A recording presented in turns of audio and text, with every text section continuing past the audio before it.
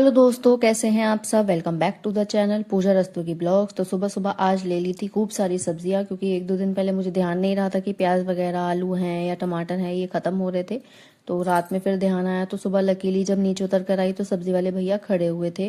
तो यहाँ अब फिलहाल ये सब्जियां ले ली हैं। अब इसमें मैंने थोड़ी सी प्याज ली है, आलू लिए हैं, ग्वार की फली, गोभी, खीरा वगैरह जो भी आज के दिन में या 2-3 दिन के अंदर हम लोगों को चाहिए, तो वो हम लोगों ने ले लिया था। यूजुअली हम लोग मार्केट से लेकर आते हैं या मैं ऑनलाइन भी मंगा लेती हूँ, लेकिन ये है कि गली में भी आते हैं तो हम लोग गली में से भी परचेज कर लेते हैं कभी कभी। अब यहाँ ये था कि इतनी सारी सब्जियां ले तो ली थी, लेकिन हमारा इसमें से बनाने का कुछ भी प्लान नहीं था, क्योंकि आज मैं थोड़े से पनीर के पराठे बनाऊंगी, वही इनको पैक करके दे दूंगी और वही इनके नाश्ते में हो जाएंगे।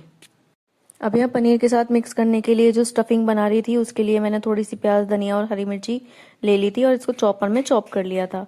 और नॉर्मल मसाले डालती हूँ। हरी मिर्ची ज़्यादा इसलिए डाली है क्योंकि सुबह सुबह का टाइम है, अदरवाइज फिर एसिड बनने की थोड़ी सी दिक्कत है हस्बैंड को, तो वो भी दिक्कत करता है फिर, इसलिए मैंने हरी मिर्ची ज़्यादा डाली और लाल मिर्ची फिर मैं इसमें कम डालूंगी। और वैसे मैं यूजुअली चाट मसाला भी डाल देती हूँ, आपके पास अगर खटाई हो तो आप वो भी डाल सकते हैं, टेस्ट थोड़ा सा चेंज हो जाता है। और सच बताऊं तो आज तो बिल्कुल भी मेरा ना कुछ भी करने का मन नहीं कर रहा था। मैं सुबह उठकर जब आई तो मेरी हालत बिल्कुल ऐसी हो रही थी, क्योंकि रात में मुझे ऐसा फील हो रहा था कि थोड़ा सा फीवर हो रहा है और रात इनको भी कोल्ड हो गया था। तो पहले मैंने दवाई खाई, फिर रात को इनको दवाई दी है, उसके बाद ये थोड़ा सा आराम लगा, लेकिन फिर भी ठंड बहुत ज़्यादा लग रही थी, इसलिए आज बिल्कुल भी हिम्मत नहीं हो रही थी मेरी कुछ भी काम करने की। मम्मी बोल भी रही थी कि भाई मैं नाश्ता बना देती हूँ, लेकिन वही है कि भाई जब खुद बनाने लगते हैं तो फिर खुद ही बनाना ज़्यादा सही लगता है मुझे तो।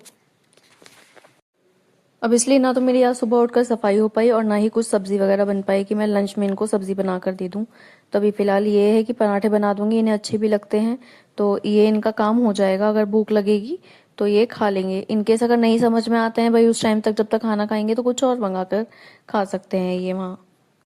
अब यहाँ प्याज वगैरह जब चॉप हो गई थी तो मैंने इसको निचोड़ लिया था, ताकि पराठे बनने में दिक्कत ना हो। खिली खिली सी हो जाएगी प्याज, पानी जितना भी होगा इसका ये निकल जाएगा। तो यहाँ बस अब यही था कि निचोड़ने के बाद मैं इसको मसाले के साथ मिक्स कर दूंगी। और मिक्स करने के लिए मैंने सिर्फ इसमें धनिया, मिर्ची और नमक ऐड किया है। आप हींग डालना चाहें हींग डाल सकते हैं। अब यहाँ मैं पराठे बनाने खड़ी हुई तो मुझे ऐसा लगा आटा थोड़ा पतला हो रहा है, मैं थोड़े से टाइट आटे के पराठे बनाती हूँ। तो यहाँ फिर भाभी ने कहा कि लो मैं बना लेती हूँ, अगर तुमसे नहीं बन पाते हैं तो फिर उनसे भी नहीं बने, तो उन्होंने थोड़ा सा आटा मिलाकर जिसमें सूखा उसको टाइट कर दिया। अब यहाँ पराठे बना रही थी, लेकिन मन में खड़े खड़े ऐसा सोच रही थी कि या तो आज सच में मेरा काम करने का मन नहीं था, या फिर काम ऐसा कर रही थी कि ऐसा लग रहा था मुझे देख कर कि मैंने काम कभी किया ही नहीं है, किचन में नौ सीखिया जैसे कोई काम कर रहा हो, पहली बार काम कर रही हूँ मैं। तो बार बार आज खड़े खड़े मैं यही सोच रही थी। कहते हैं ना कि काम करने का अगर मन ना हो तो कुछ भी काम करना ही नहीं चाहिए, वो खराब हो, उससे बेहतर है कि आप काम करो ही ना। इसलिए भाभी को मैंने खड़ा कर दिया था कि भाई भाभी आप ही बना लो पराठे, मुझसे तो पराठे बनने नहीं है। कि आज सच में किचन में अपने आप को काम करते देखकर मुझे बार बार ऐसे ही फील हो रहा था कि भाई आज काम करने का मेरा मन नहीं है। तो फिर भाभी पराठे बनाने लगी थी, लेकिन इधर साइड खड़े होकर मैं उनकी हेल्प कर रही थी पराठे सेकने में। पनीर की सब्जी के साथ साथ पनीर के पराठे भी मुझे नहीं पसंद हैं, तो मैं अब देखती हूँ मैं क्या खाऊंगी, क्योंकि रखा हुआ काफ़ी सारा है। भैया गए हुए हैं चुलकाना धाम, तो वो खाली पेट जाते हैं दवाई लेने के लिए, और मम्मी का आज व्रत है तो वो आज कुछ भी नहीं खाएंगे। इसके बाद अगर दोपहर में बनेगा कुछ भैया के आने से पहले तो वो बन जाएगा, तो उससे बच्चे भी खा लेंगे गरम गरम, और भैया भी जब आएंगे तो वो खा लेंगे। बाइक से जाते हैं तो ये कि आने जाने में समय थोड़ा सा बच जाता है उनका, और गरम गरम जब वो आएंगे तो खाना बना दिया जाएगा यहाँ। टिफिन के पराठे पैक हो चुके थे और इनका बस नाश्ता लेकर मैं ऊपर ही जाऊंगी, क्योंकि अगर ये नीचे आके नाश्ता करते हैं कभी कभी और लेट हो जाते हैं तो फिर ये खाकर नहीं जाते। तो यहाँ भी है कि कई बार ऐसा हो जाता है कि अगर नाश्ता तैयार है तो मैं रूम में ही लेकर इनके लिए चली जाती हूँ। आराम से बैठ के थोड़ा बहुत मैं भी इनके साथ बैठ जाती हूँ, टाइम स्पेंड हो जाता है, क्योंकि आने के बाद तो फिर ये इतने थके होते हैं कि हम लोगों को बात करने का मौका ही नहीं मिल पाता। तो ये है कि सुबह सुबह थोड़ा सा समय रहता है तो हम लोग 5-7 मिनट अपने एक दूसरे के साथ बैठकर बिता लेते हैं। भाभी आज कोचिंग नहीं जा रही हैं, क्योंकि उनको अपनी ड्रेस तैयार करनी है। घर पर ही मशीन है हमारे पास, तो वो उसी से ही सिल लेंगी। जो मेन मेन चीज़ थी वो कोचिंग सेंटर से सिलकर लेकर आ गई थी। तो यहाँ ये है कि जो भी फिनिशिंग का काम है वो अब घर पर बैठकर आराम से कर लेंगी। अब यहाँ इतने भाभी नाश्ता बना रही थी हम दोनों के लिए। यहाँ मैंने इतने बर्तन धोने शुरू कर दिए थे, ताकि ये था कि इधर से मैं भी काम खत्म करती रहूँ, उधर से उनका भी काम खत्म हो जाएगा, और फिर हम आराम से बैठ के अपना नाश्ता निपटा लेंगे। आज पूरा दिन ही भाभी को ना अपनी पूरी ड्रेस बनाने में लग जाएगा, क्योंकि जो एक कहते हैं ना स्ट्रक्चर जो होता है ड्रेस का, वो तो तैयार हो गया है, लेकिन ये है कि जो फिनिशिंग रह गई है या कहीं से कुछ ऐड करना है उसमें, या कहीं से कुछ काटना है, तो वो चीज़ अब वो घर पर कर लेंगी, क्योंकि मेन जो चीज़ थी सिलाई की, स्कर्ट का या ब्लाउज़ का, तो वो अभी वहाँ से स्टिच कर कर लेकर आ गई थी अपनी कोचिंग से, और बाकी जो फिनिशिंग का काम है वो यहाँ पर आप कर लेंगी। तो अब बस यही था कि जितनी जल्दी वो फ्री हो जाएंगी उतनी जल्दी ही अपने काम पे बैठ पाएंगी, क्योंकि 3-4 दिन ही बचे हैं। 16 तारीख को उनका फेयरवेल है, और उसकी वजह से थोड़ा सा टेंशन में है कि भाई जल्दी जल्दी कैसे कैसे वो निपट पाएगा। तो अब बस ये था कि नाश्ता करके वो अपने रूम में चली जाएंगी और अपना काम कर लेंगी, इतने मैं ये नीचे का समेट लूंगी। काम तो देखिए मेरा भी बहुत सारा पड़ा हुआ है। कपड़े धोए थे तो वो सुखाने हैं मुझे अभी, और प्रेस के लिए कपड़े रखे हुए हैं, और मेरा रूम भी अभी एज इट इज़ फैला हुआ है। ऊपर वाले पोर्शन की सफाई भी आज नहीं हुई है। तो बस अभी ये है कि मन किया तो मैं करूँगी, वरना आज मेरा सच में बताऊँ, कुछ भी मेरा एक चम्मच से इधर इधर से उधर रखने का भी मन नहीं कर रहा था। अब रात दवाई खाई थी ना, तो उसकी वजह से मुझे पसीना भी इतना ज़्यादा आ रहा है कि मैं ना बार बार ऐसा लग रहा है कि बस घबराहट सी हो रही है। तो सोच के तो यही जाऊंगी कि भाई अगर आराम मिलने का समय हुआ तो मैं आराम कर लूंगी, क्योंकि आराम मेरा सारा ध्रुव के ऊपर डिपेंड करता है। वो सोया तो मैं सो जाऊंगी, अदरवाइज वो भी नहीं। अब यहाँ ये था कि भाभी ने पराठे बना लिए थे हम लोगों के लिए, कुछ एक दो पनीर के पराठे बचे हुए थे, कुछ एक दो प्लेन सेक लिए, वो हम लोग अचार से खा लेंगे। और चाय तैयार हो गई थी हम तीनों की, क्योंकि मम्मी का नाश्ता आज होगा नहीं, मम्मी सिर्फ चाय पियेंगी। तो यहाँ मम्मी के लिए भी हम लोग चाय करके ले जाएंगे उनके लिए। नाश्ता लेकर हम दोनों आ गए थे अंदर की तरफ, और आराम से बैठ के अब पंखे में हम लोग करेंगे नाश्ता, और उसके बाद अपना काम देखेंगे। थोड़ी देर के बाद थोड़ी देर फोन चलाएंगे, उसके बाद देखेंगे कुछ काम को। अब यहाँ मम्मी नहाने से पहले सफाई कर रही थी, क्योंकि बच्चे वगैरह जा चुके थे स्कूल और सफाई अभी हुई नहीं थी ठीक से। तो मम्मी ने कहा कि चल मैं ही कर देती हूँ, और उसके बाद मैं नहा लूंगी। अब सुबह जिस टाइम मैं उठी थी उसी टाइम ध्रुव उठ गया था। तो अब यहाँ तकरीबन 12 बजे का टाइम हो रहा था, और 12 बजे के आसपास ध्रुव को नींद आने लगी थी। लेकिन अभी मेरे पास बिल्कुल भी टाइम नहीं था कि मैं इसको सुला पाऊँ, लेकिन कोशिश पूरी ये है कि ऊपर जाने के बाद एटलीस्ट इसको तो सुला दूँ। इसलिए बार बार इसको मैं बहला रही थी कि इधर उधर कुछ काम कर ले, अपना खेलने में लग जाए। तो यहाँ इसको इसकी कार्स दिख गई थी, तो यहाँ ये कार्स से खेलने लग गया था। भाई इस मामले में मैं हमेशा से ही यही बोलती हूँ कि भाई ससुराल बहुत अच्छी है। अगर आपकी तबीयत खराब है तो दूसरा बंदा एकदम आपकी हेल्प के लिए खड़ा हो जाएगा, आपको सपोर्ट के लिए खड़ा हो जाएगा। और सेम ये चीज़ें देखिए मैं मानती हूँ हर दोनों तरफ से होनी चाहिए, कि अगर आपकी तबीयत खराब है तो कोई अगर आपके लिए कर रहा है, तो अगर सामने वाले की तबीयत खराब है तो आपको उसके लिए भी करना चाहिए। तो अब यहाँ यही था कि मम्मी को लगा कि भाई मेरा या तो मन नहीं है या तबीयत ठीक नहीं है, तो फिर मम्मी ने कहा कि चल आज तेरा ये वाला काम भी मैं कर देती हूँ। यूजुअली मम्मी नीचे की सफाई मेरे आने से पहले ही करके रखती हैं, मोस्टली यही होता है। लेकिन हाँ ये है कि अगर इनकेस कभी उनको टाइम नहीं मिल पाता है, या उन्हें उठने में थोड़ा सा लेट उठ जाता है, तो वो क्या करती हैं कि फिर झाड़ू झाड़ू लगा देती हैं, और बच्चों के जाने के बाद फिर वो पोछा लगा देती हैं। लेकिन सफाई मोस्टली नीचे की मम्मी ही करती हैं, मैं बहुत कम करती हूँ। मैं सफाई तब करती हूँ नीचे की जब मुझे धुलाई करनी होती है पूरे घर की। और ऊपर की सफाई का तो आप लोगों को पता ही है कि यूजुअली 1-2 दिन में हो ही जाती है। अब यहाँ नीचे का काम खत्म करके जब मैं ऊपर आई तो देखा रूम की हालत कुछ इस तरह की हो रही थी, और मुझे लगा था कि भाई मैं आराम कर पाऊंगी, लेकिन यहाँ बिल्कुल भी आराम में नहीं कर पाई थी। तो रूम को तो मैंने एज इट इज छोड़ दिया था, लेकिन यहाँ ये था कि बाहर की सफाई मैंने शुरू कर दी थी। झाड़ू लगा चुकी थी मम्मी पहले ही, जैसे कि मैंने आप लोगों को बताया कि उठने से पहले मम्मी पूरे घर में झाड़ू लगा देती हैं। तो यहाँ बस पोछा पोछा रह गया था ऊपर वाले जीने पे, आज पोछा भाभी ने लगा दिया था। तो यहाँ बस ये था कि ये वाला पोर्शन और जो नीचे वाला जीना था, तो बस उसको उसको ही साफ करना था। तो यहाँ ये था कि आज ज़्यादा समय नहीं लगा सफाई करने में मुझे, वरना आप लोग जानते हैं कि बहुत ज़्यादा समय लग जाता है ऊपर से नीचे 2 फ्लोर की सफाई करने में। अब यहाँ काफ़ी सारे कमेंट्स आते हैं कि आप लोग ग्रिल क्यों नहीं लगवाते हैं या रेलिंग क्यों नहीं लगवाते हैं। तो देखिए कई बार नाम जा चुका है, लेकिन वो लोग क्या बोलते हैं कि भाई आपके घर का जो हाइट है वो बहुत ही ज़्यादा है, तो वहाँ तक पहुँचाने में थोड़ी सी दिक्कत होती है। तो आप किसी और से बात कर लीजिए, या फिर वो किसी और से बात करते हैं तो फिर वो अगेन यही बोलता है कि किसी और से बात कर लीजिए। तो तकरीबन 6-7 महीने से हम लोगों का यही चल रहा है। तो अभी यहाँ दुकान पर जब काम हो रहा था, तो मतलब जो शोरूम बना है हस्बैंड का, तो वहाँ पर जो कारीगर लग रहा था वो बहुत पुराना कारीगर है इनका जानकार।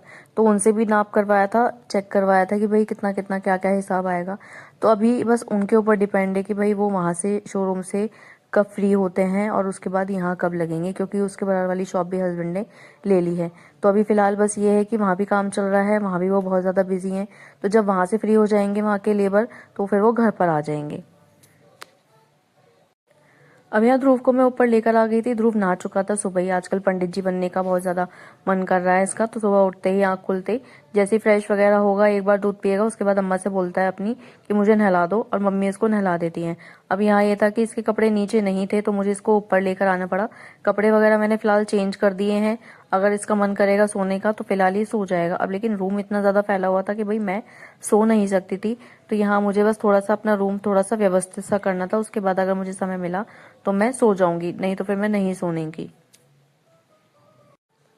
मैं शुरू से कहती आ रही हूँ कि एक औरत कभी भी बीमार नहीं पड़ सकती, और इन केस अगर उसे कुछ हो भी जाता है ना, तो वो सबसे पहले दिमाग में यही लेकर उठती है अगले दिन की आज क्या बनेगा, चाय कौन बनाएगा, नाश्ता कौन बनाएगा, बच्चों को टिफिन कौन पैक करके देगा, घर की सफाई कैसे होगी, कपड़े कैसे धुलेंगे, सास ससुर को दवाई कौन देगा, हस्बैंड का खाना कैसे जाएगा, हस्बैंड को लंच कैसे प्रोवाइड कराया जाएगा, उसको नाश्ता कौन देगा।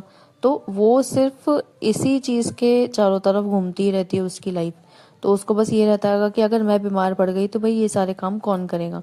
और ये बात फैक्ट है कि अगर एक औरत बीमार पड़ जाए ना, घर की काम करने वाली, तो घर पूरा अस्त व्यस्त हो जाता है। और ये एक औरत को शुरू से ही यही सिखाया जाता है कि सबका ख्याल रखना है, लेकिन कोई उसको ये नहीं सिखाता कि भाई अपना ख्याल भी रखना जरूरी है। अपना ख्याल कैसे रखना है, एक औरत अगर कभी कोई बीमार हो जाए ना घर में, तो पूरी रात जाग कर वो उसकी देखभाल करेगी, उसको खाना खिलाएगी, उसको दवाई देगी, हर चीज उसके लिए करेगी। लेकिन अगर वही औरत थोड़ा भी बीमार हो जाए, तो सामने वाला उससे यही कहेगा कि इतना भी क्या हो गया, थोड़ा आराम कर लो, ठीक हो जाओगे। और यही मेन रीजन रहता है कि बहुत सी औरतें अपना जो दुख है, दर्द है, या अपनी बीमारी है, अपने परिवार को बताने में, अपने पति तक को बताने में हिचकिचाती है कि भाई सामने से ये जवाब आएगा।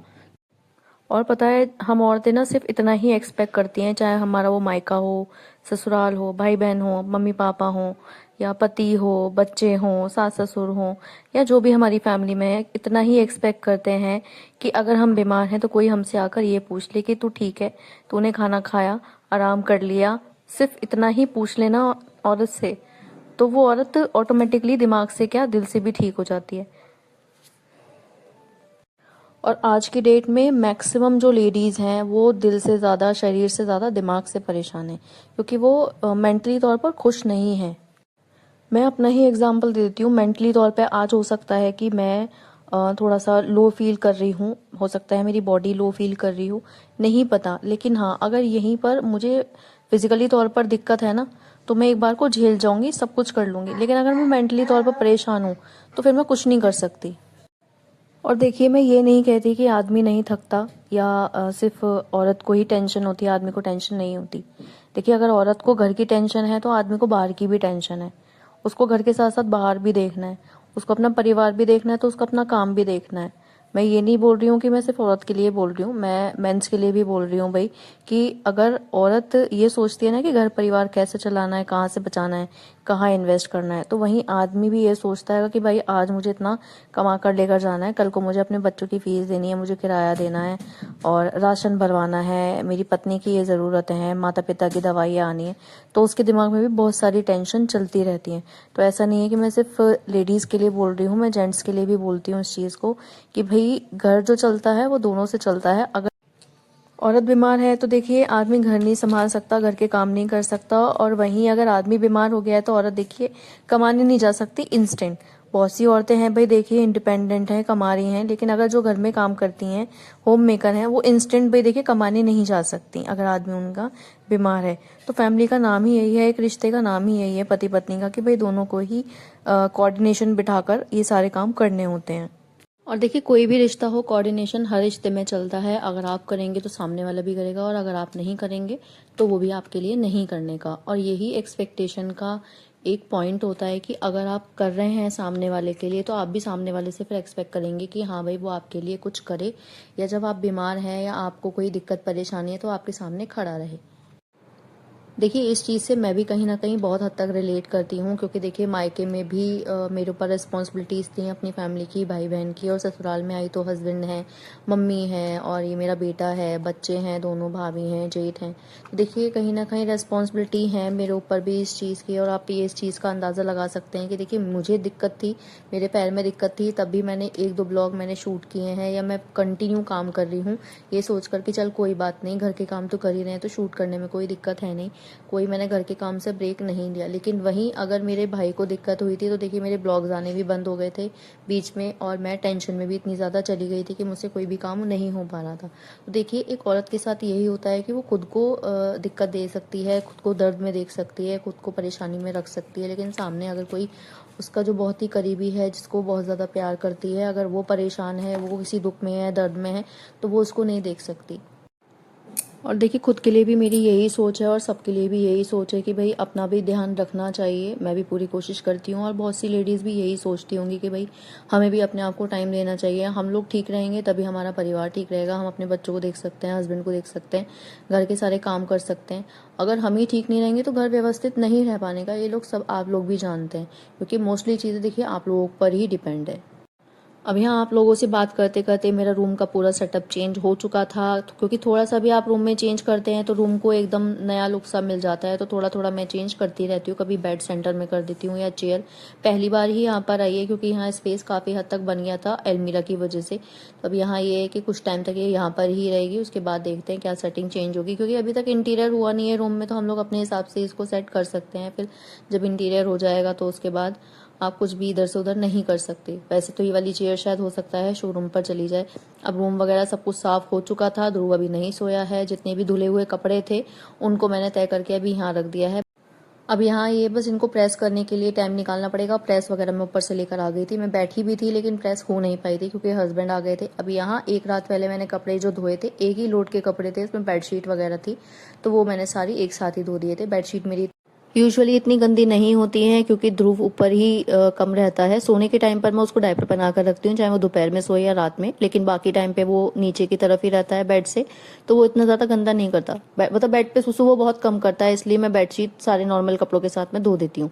अब यहाँ ये था कि ये वाले कपड़े सूख जाएंगे तो शाम के टाइम में मैं इन सभी कपड़ों को एक साथ ही प्रेस कर दूंगी, तो मेरा आज का काम भी ये खत्म हो जाएगा। अब यूजुअली यही हो रहा है कि मैं जिस दिन कपड़े धोती हूँ उससे अगले दिन या एक दो दिन छोड़कर मैं कपड़े तय भी कर देती हूँ और प्रेस भी कर देती हूँ। तो मेरा यहाँ ये है कि हाथ के हाथ कपड़ों का काम जो मेरे को सबसे ज़्यादा बोरिंग लगता है वो हैंड टू हैंड ही मेरा अब खत्म होने लगा है। यूजुअली मशीन में तब लगाती हूँ जब हस्बैंड के कपड़े होते हैं, अपने कपड़े और ध्रुव के कपड़े मैं हाथ से ही धो लेती हूँ, और बाकी जो बेडशीट वगैरह होती हैं तब धोती हूँ, या ब्लैंकेट वगैरह धोना होता है तब मशीन लगाती हूँ, अदरवाइज हाथ से भी काम चल जाता है। वही जब मैं पूरी सर्दी सर्दी कपड़े मैं हाथ से धो सकती हूँ तो गर्मियों में तो भाई बहुत आराम रहता है कपड़े धोने में। तो यहाँ कोशिश यही रहती है कि एक दो दिन में या 3 दिन में मैं एक लोड लगा लेती हूँ। अगर ज़्यादा हो जाते हैं तो 2 लगाती हूँ, अदरवाइज एक लोड में मेरा काम चल जाता है। अब सर्दियों में तो ये भी था कि भाई मुझे ऊपर जाके सुखाने पड़ते थे या स्टैंड को मुझे बाहर बालकनी में ले जाना पड़ता था, लेकिन अभी यहाँ ये कि इतनी उम्मत हो जाती है कभी कभी कि भाई अंदर ही कपड़े मेरे सूख जाते हैं। अब यहाँ ये है कि ये वाले कपड़े अगर शाम तक सूख गए, जब तक मैं प्रेस करने बैठी, तो हैंड टू हैंड इन वाले कपड़ों को भी मैं प्रेस कर दूंगी।